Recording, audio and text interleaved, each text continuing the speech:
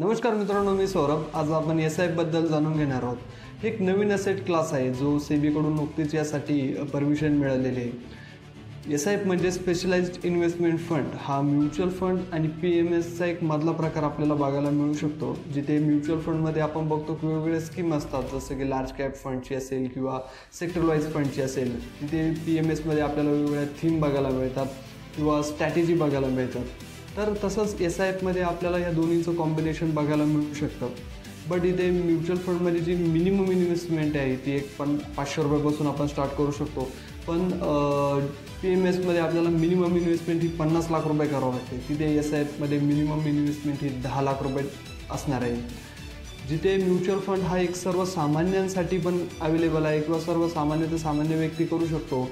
तिथे स्ट्रॅटेजी आणि थीम असल्यामुळे कुठेतरी आपल्याला मार्केटचं इन्फॉर्मेशन आणि नॉलेज हे असणं आवश्यक असणार आहे एस-आय-पीमध्ये इन्व्हेस्टमेंट करण्यासाठी.